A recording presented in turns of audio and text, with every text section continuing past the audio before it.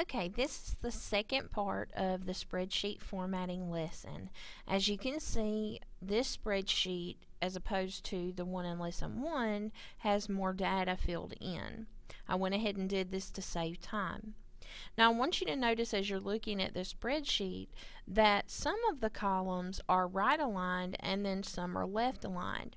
The ones that are right aligned are the ones that contain numbers. The ones that are left aligned are the ones that contain text.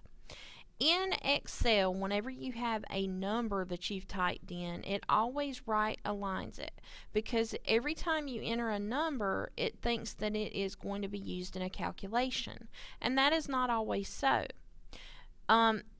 The item number definitely would not be used in a calculation. So anytime that you have like a phone number, a zip code, anything like that that is a number but it would never be used in a calculation, you may want to left align that.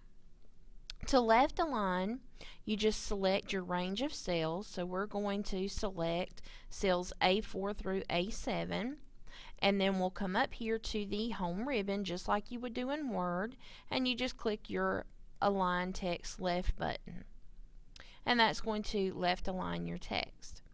The same thing with quantity. Quantity we will actually use in a calculation, but it just doesn't look right being so close to the unit.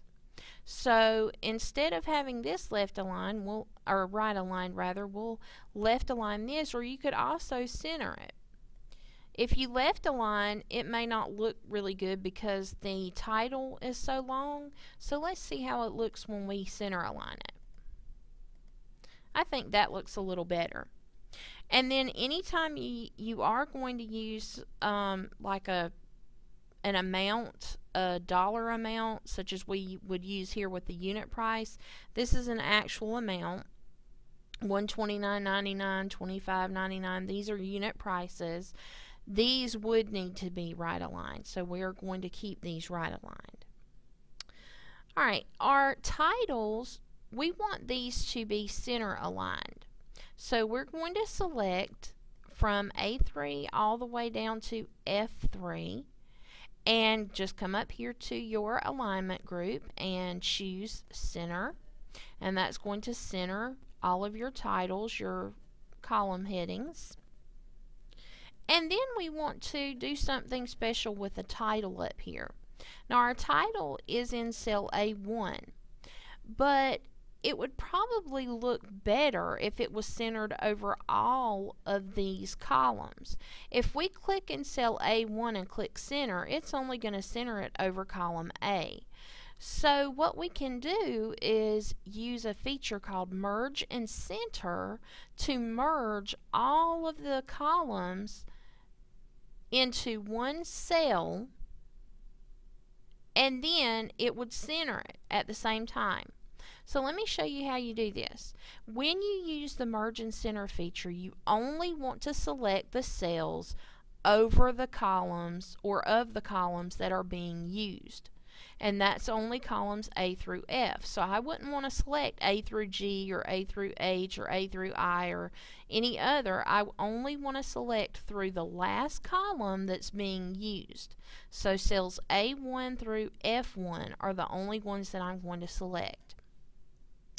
In the alignment group of the home ribbon, there is a button called Merge and Center. We're going to click this button, and automatically it has merged cells A1 through F1 to be one large cell, and at the same time it centered the text over columns A through F. So now that looks much better than just having it over here in cell A1. So don't forget the merge and center button. Anytime you're doing a title, select the columns over those cells and click merge and center. Alright, next we're going to readjust our column widths just to make sure that they look good. I think that our columns are a little bit too close together, so I'm going to just click on each border and drag it out just a little bit so that the text is not so close together. There we go. Now I'm going to go up to cell A3 where it says item number. I don't really like that the number symbol's being used, so I want to change it to the word number. Now we can do this a couple of different ways.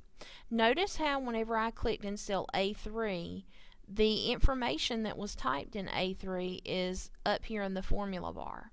So I could come up here and click in the formula bar and I could delete the number symbol and I could type in the word number and then press enter, and then it appears.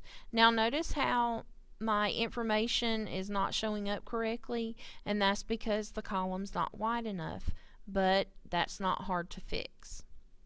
I'm going to click undo because I want to show you a couple of other ways you can edit your information. Another way is to simply double click inside the cell and then remove the number symbol and then type it in and press the enter key. Now there again, your information is not showing up correctly just because the column needs to be widened. Alright, now I'm going to click undo and show you another way. When you click or highlight a cell, if you want to edit the information, you can also press the F2 key at the top of the keyboard, and that will give you an insertion point so that you can go in and make your change. Now you may be wondering why I'm not just clicking in it and then typing. Well, let me show you what will happen if I do that. If I click in it just one time and I don't have an insertion point and I start typing, well look, it completely got rid of my information, and so I'm having to retype all of it. So instead of doing that, just get your insertion point either by double clicking, pressing F2, or clicking up in the formula bar. Remove the information you no longer need, and then retype in whatever it is that you do need.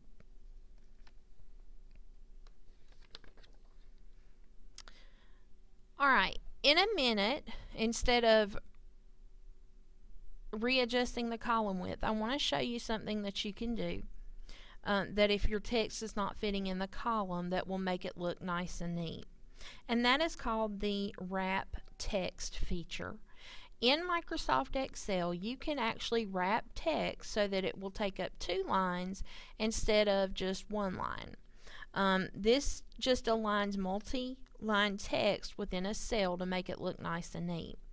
To wrap your text, we're going to click in cell A3, and then we're going to go up to the alignment group again, and right above the merge and center button, you have a wrap text button.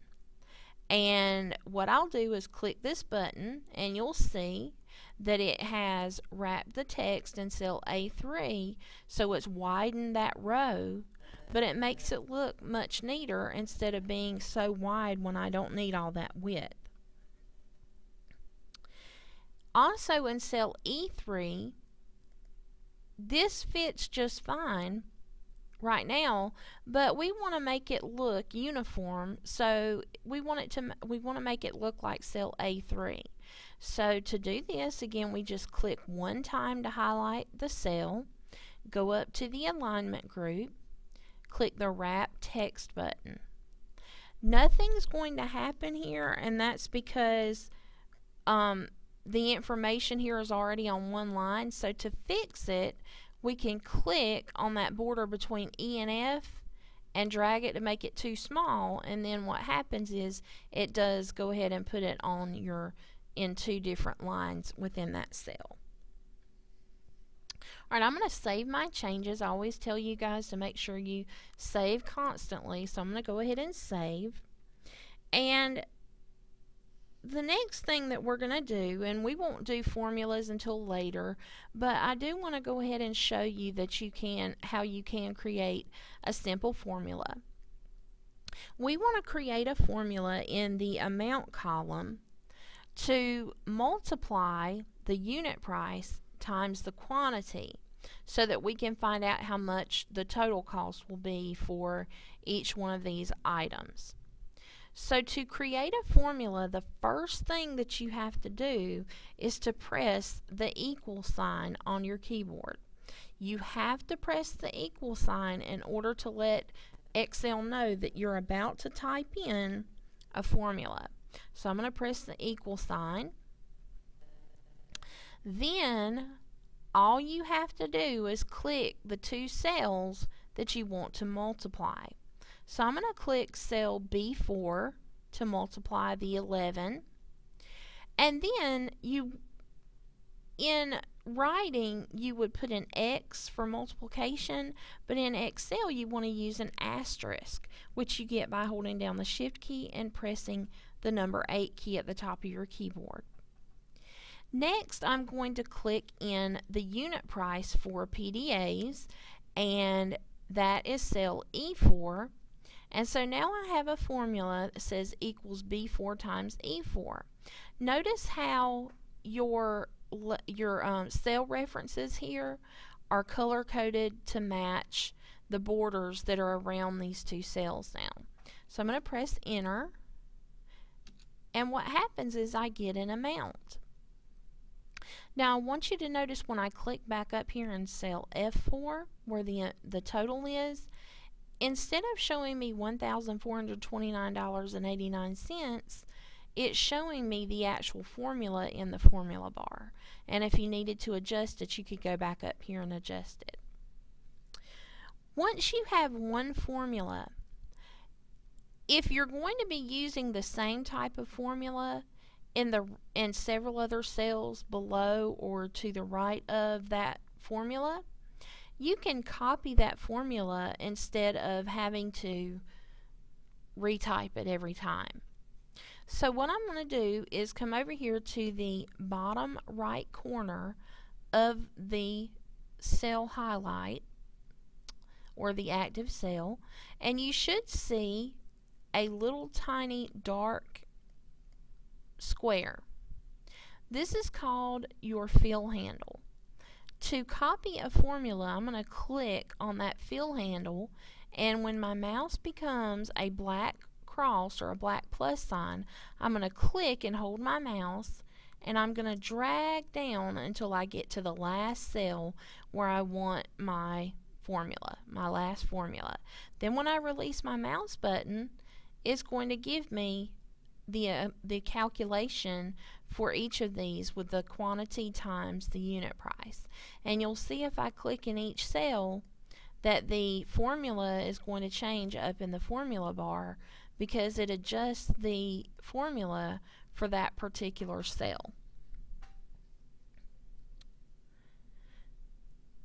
Alright, now that we have created our formulas, we want to make this column to where it's formatted as currency. Currency just means that it's going to put a dollar sign on it. To do currency, there's a couple of different ways, but a quick way is to come up, once you've selected your range of cells, come up to the number group and click over to on the dollar sign, just click the down arrow if you need to, and you could choose whichever one of these that you want to do depending on what country you're in. Of course, we're in the US, so we're going to choose the dollar sign. Now this is actually called the accounting format. The difference between accounting and currency is that accounting will line up all the dollar signs over to the left. Currency will not line those up.